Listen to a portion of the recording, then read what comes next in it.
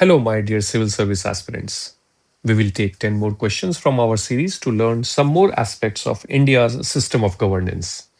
Also, focus on the additional and parallel learning through the images on the screen. So, here's the first question, question number 611.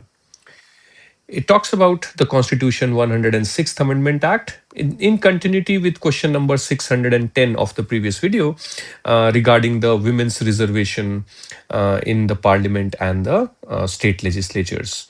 So the first statement says reservation for women shall cease to have effect on the expiration of 15 years from its commencement. Now this is correct.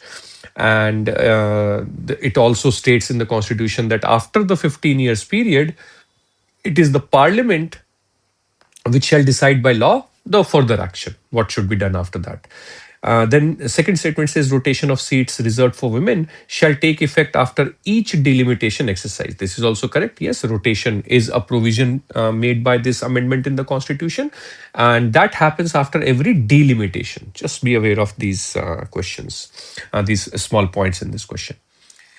So we move on to the next question, and that is regarding certain statements with respect to the delimitation exercise for the union and state legislatures. Now, firstly, look at the performance. And in the background of the delimitation being the key agenda in the parliament and the news lately, and also likely to emerge in the monsoon session, such fundamental and almost kind of factual questions shall be ready by us. Let us see the statements here. First says the current allocation of seats to the states in Lok Sabha and assemblies is based on the population figures of 1971 census. This is correct. I'm sure this was not the trouble part. All of us know that the allocation of seats was not changed in the last delimitation exercise that was undertaken in 2002 Delimitation Act, and it was kept the same as it was decided in the 1973 Delimitation Act, which was based on the census figures of 1971. So the allocation of seat remains the same. Second one says the territorial constituencies for the Lok Sabha and the legislative assemblies of all the states are geographically based on the population figures of 2001 census. See, while the allocation of seats from the first statement, we know it continues to be the same as was decided in 73. The territorial boundaries, they have been readjusted in 2002 based on 2001 census. So as a general point, it is correct, right? However, it was not done for all the states. That is why this statement is wrong. So I hope you know that the delimitation in some states, that is Jharkhand, then Arunachal Pradesh, Manipur, Nagaland, they continue to be as per 1971 census. You can read in more detail yourself why it was not changed. Meanwhile, Jammu and Kashmir delimitation of the constituencies has been undertaken during the reorganization in 2019, and that was done as per 2011 census figure, in effect from 2022. So actually, it's all over the place. Jammu and Kashmir is not a state technically, but to answer this question, that is why this statement number 2 is wrong. Thirdly, it says the reservation of seats again in the legislatures is based on the population figures of 2001 census. This is also wrong. Reasoning is same as statement number 2. I told you wherever it is not as per 2001 census, it was not changed. So only one of these statements is correct. So we take the next question now, and that is question number 613. Recently, the government has approved the proposal to alter the name of the state of Kerala to Kerala. And to effect this change, which of the following provisions of the constitution would require an amendment? And look at the performance again. Even though it is a repeat question in our series, but perhaps this is how online studies have become random and not systematic step-by-step learning. Watch one video today from A, another from B tomorrow. Please do not make your preparation like this. Pick one source where diligent effort is being made and you also diligently follow it. Anyway, let's be clear in this issue once and for all. See, Article 4 of the Constitution states that any action that is done under Article 2, what is that? Admission or establishment of states, or even under Article 3, which is internal reorganization, like the point in this question, all of it can be done by an ordinary law of the parliament and it does not need any constitutional amendment bill. But that does not mean we don't have to amend the constitution. We will have to amend the first schedule. That is the name of Kerala in the list of states, and also the fourth schedule, the name of Kerala in the allocation of seats to the Rajya Sabha in the for the states.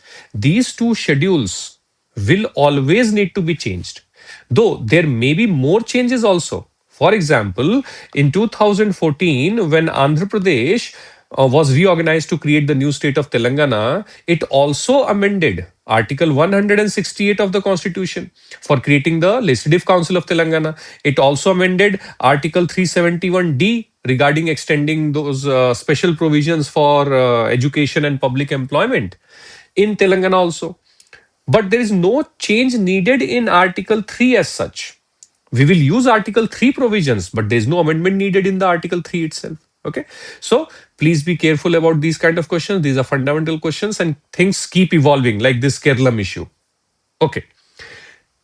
Then the next question says that Supreme Court of India, it is to sit at a place other than Delhi, then it shall be so appointed by. Now, this is a decently straightforward question from Article 130 of the Constitution, which you can see also here. It says the Supreme Court shall sit in Delhi or in such other place or places as the Chief Justice of India may, with the approval of the President, appoint. So it is the Chief Justice with the approval of the President. So that is why the correct answer here is B. So the next question is regarding the cadre controlling authority of the Indian Administrative Service. First option says Ministry of Home Affairs. So see, Ministry of Home Affairs is actually the cadre controlling authority for the Indian Police Service. So DOPT, Department of Personnel and Training, this is actually the CCA for the Indian Administrative Service. C and D, PMO and CAPSEC, they are not CCA for any of the Group A services. Similarly, for the Indian Revenue Service, the CCA is the Department of Revenue in the Ministry of Finance. Then the next question says, how many of the following statements can be inferred from the precautionary principles in environmental law? And see the performance again. Though this is a question which I really actually wanted us to learn rather than it was a test for you really. So I'm okay with the performance. Now see, precautionary principle has no standard definition. But the Rio Declaration is a sufficient point to learn. Let me show you. So the Rio Declaration on Environment and Development 1992, very popular one, the Principle 15, it very clearly states that where there are threats of serious or irreversible damage, lack of full scientific certainty should not be used as a reason for postponing cost-effective measures to prevent environmental degradation. Right? So, the first statement here, action is justified only when there is scientific certainty of damage to the environment. Now, this is incorrect. The whole idea is that we are playing safe, precautionary. The whole, the meaning also is that only. In fact, in India, in the case of the Vellore Citizens Forum versus the Union of India in 1996, the Supreme Court of India held that precautionary principle and the polluter pays principle, often called PPP here also, polluter pays principle, these are indispensable features of sustainable development. In very simple words, the principle means to state that it is better to go wrong in taking caution and prevent environmental harm rather than waiting for the issue to materialize into an irreversible problem. And therefore, very logically, the court stated that when an issue pertains to environmental damage, the onus of proof is on the person who is contending that the activities are not harmful to the environment. Therefore, if you see the second statement, that burden of proof is on the side arguing the activity is harmful for the environment. That is incorrect. It is not on the side saying activity is harmful. The side who is saying activity is not harmful, they have to prove that it is not harmful. We are trying to play safe here. So even if you logically, simple English comprehension ability applied, you could have got the answer to this question. Anyway, the third question says if any activity is not 100% safe, it must be banned. Well, the way it is written, here itself you see it does not even sound right. Nothing is 100% safe. Can it be? Right? Not at least when it is some kind of development. Also, this whole principle has evolved due to lack of scientific certainty. You scroll back and see the principle 15 of the Rio Declaration. So, because of the uncertainty, this principle has emerged, right? This is also a misconception a lot of people have regarding the strict interpretation. But mainstream legal frameworks recognize that the principle aims to find a balance between preventing irreversible ecological damage and also avoiding unnecessary extensive restrictions on economic and social development. So there is some kind of a balance that has to be found. And that there is Mr. M.C. Mehta, a renowned Indian public interest environmental lawyer who pioneered environmental litigation in India, often referred as the one man environmental army. He's credited with securing over 40 landmark Supreme Court judgments that reshaped India's environmental policies and protected critical ecological zones. Any discussion on environmental law in India, his name is at the top of the discussions. Anyway, all three are wrong statements here. And the next statement is with respect to the panchayat extension to scheduled areas, popularly called PESA. And first statement says there are 10 states that have scheduled areas and have implemented the provisions of PESA. This is correct. This was in fact in news, and that's how why I kept it in March 2026, because there was a parliament question regarding this. So this was a reply also explained by the minister. Second statement says it is applicable to notified areas under fifth schedule and not under sixth schedule. This is also correct. If you understand the ideas of these schedules, sixth schedule through the autonomous districts provides far greater autonomy than the PESA. So sixth schedule gives more autonomy than PESA provisions. Or even the panchayat provisions. In fact, if you have read the provisions of PESA, it categorically states there that state legislature shall endeavor to follow the pattern of sixth schedule to the constitution while designing the panchayats at district levels in scheduled areas. So the spirit is that the fifth schedule areas would gradually be empowered like sixth schedule. And with the extension of logic, I would also think that all panchayat areas would become like PESA areas. So normal panchayat areas become like PESA areas, and PESA areas slowly become like sixth schedule. That is overall the spirit. Anyway, third statement says the Gram Sabha consists of every person living in the village. Now, this is obviously incorrect. The sound of it also. How can it be all the persons? It is only the adult members of the panchayat area whose names are also in the electoral roll. Only they constitute the Gram Sabha, not every resident or every person who is living in the village. Okay, so these two are the only correct statements, 1 and 2. So let's move on to the next question, where it asks which of these following positions in the parliament are a statutory provision. Statutory means they are coming from any act of the legislature. So first says leader of the house. Now this is not a statutory position. This office is defined only in the rules of procedure of the house. Okay, specifically rule number 2 in both the houses. Rule 2, which is definitions always, it provides this. Second says leader of opposition. Now this is a statutory position created by this act. I'll bring it up. The Salary and Allowances of Leaders of Opposition in Parliament Act 1977, and where it defines also in the definition that it is that leader in that house of the party in opposition to the government having the greatest numerical strength and recognized by the presiding officer. So this is the law which actually defines the leader of opposition in the act. So it's very clearly emerging here.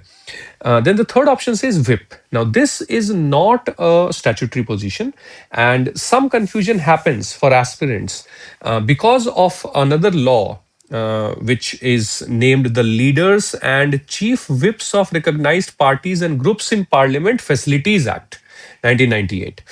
But understand it properly. This act is only to give some secretarial and telephone facilities. Okay.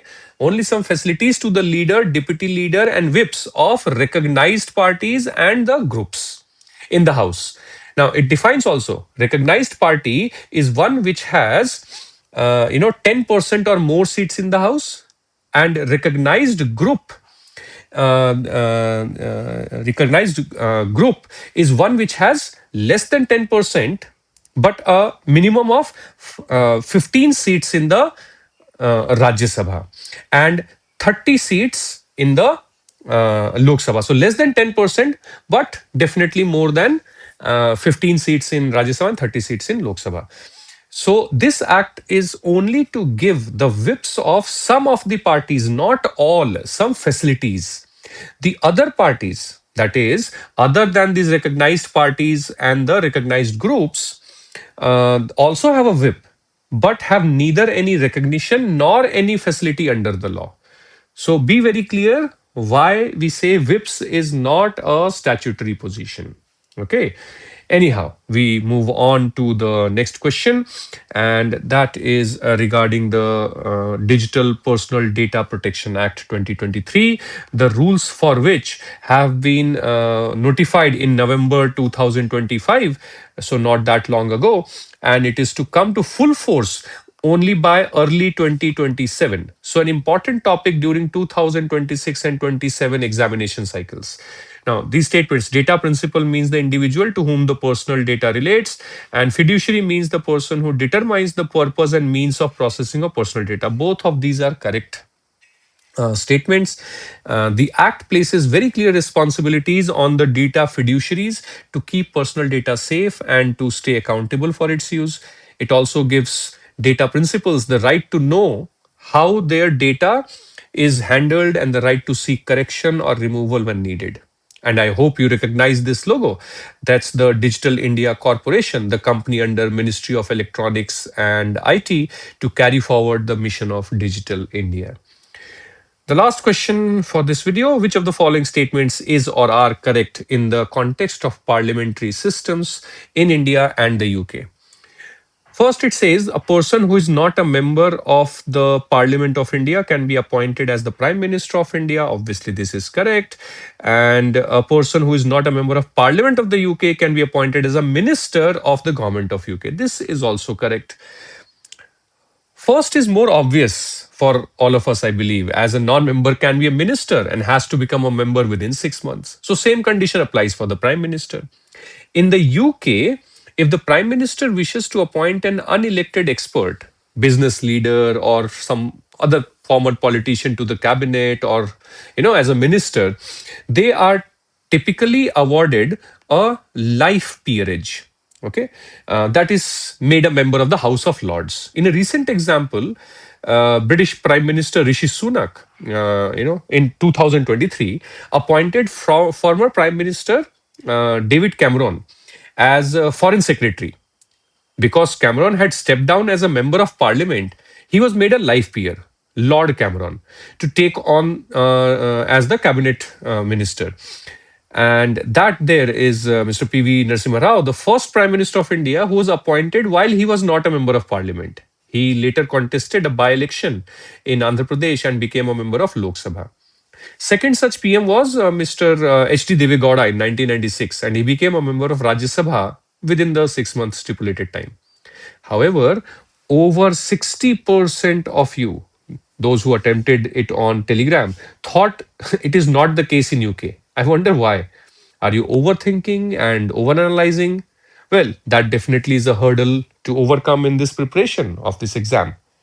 Keep working to make yourself better. All the best.